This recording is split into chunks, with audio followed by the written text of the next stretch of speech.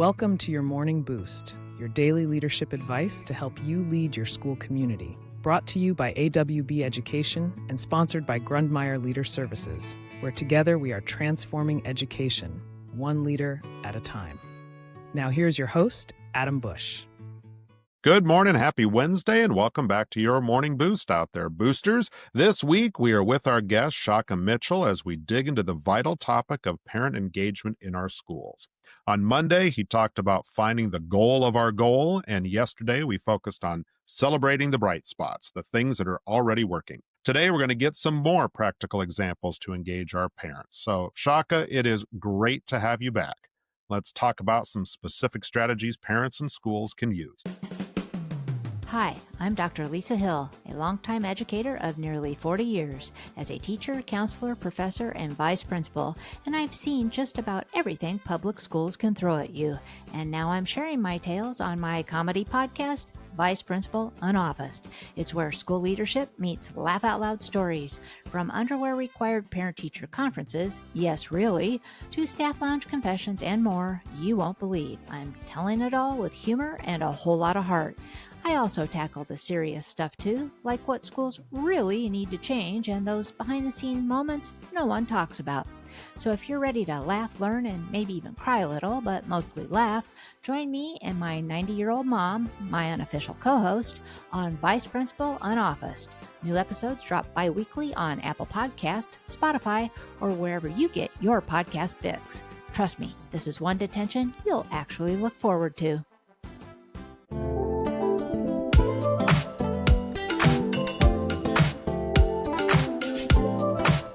Thanks, Adam. Well, today's strategy on Hump Day is going to be to target the constraint. And by way of reminder, I am pulling some of these strategies from a book that was recently written by Dan Heath. It's called Reset.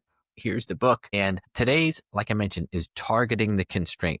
Well, targeting the constraint is all about identifying where in your system there might be a bottleneck or there might be a primary constraint, maybe 1, 2, 3 things that are really holding you back. Now, we've been talking about our goal of the goal here is to improve parent engagement. And so the thing we want to ask is, well, what's keeping parent engagement low? What's suppressing parent engagement? So I want to give some really practical examples. These are some things that you might identify in your school community. And let's say what we're talking about is a lack of parent engagement, and maybe it being back to school season, maybe that's evidencing itself in low numbers at a back to school night or meet the teacher night, that sort of thing. Well, let's think about what some of the constraints might be. Transportation. Think about whether or not transportation is a factor that's sort of suppressing the attendance that you've got at your back to school night, or even your engagement throughout the year. If it's challenging for parents to make it from wherever they are to your school, that's something that's a constraint that you might target. You might identify and think, how do we tackle that one? So transportation, that's especially true if your school is in a low income community, right? Where people's transportation may not be as reliable, whether or not it's their own personal transportation or it's public transportation. So that might be one. Another thing, work schedules. Far too many schools and school districts try to improve parent engagement by welcoming parents to the schools at hours that are really, really inconsiderate of things like work schedules. So on the one hand, it makes sense that the school might be open from, say, 7:30 until 3:30. On the other hand, most parents are working during those hours. So that's going to be really problematic. And that might be a major constraint when you're thinking about how to improve family engagement and parent engagement throughout the school year. If you're constantly having things at, say, 10:30 a.m., well, that's a little bit inconsiderate to families who need to be at work and maybe don't have full control over their schedules. That would be a major constraint. The last constraint that I'll mention, and again, these are going to differ for your individual school and your community, and so you want to target whatever that sticking point is in your own school community. But the last thing might be childcare. especially for families who have kids who are, say, toddlers or, under the age of 3.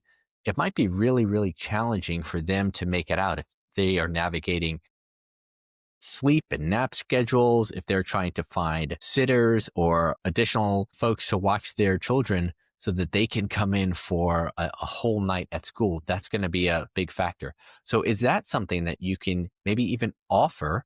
If that's your constraint, maybe you can offer childcare at a back to school night to help improve family engagement.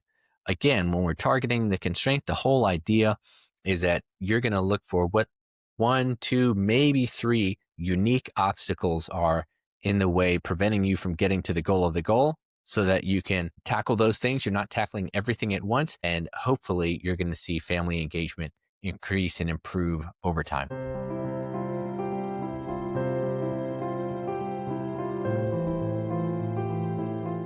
So the biggest thing I heard you say right there is it is individual. It's not a one size fits all for every school. We can't just throw a blanket statement out there. Everybody needs to do this. It's going to take a little bit of time for us to truly understand what our unique needs are for our district and then try to figure out how to tackle those. I think that's a really great message today.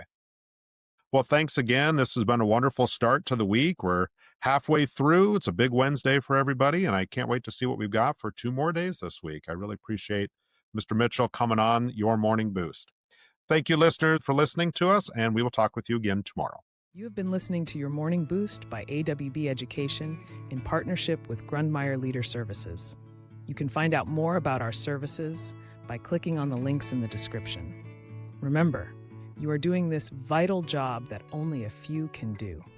So until next time, thank you for your service to your community.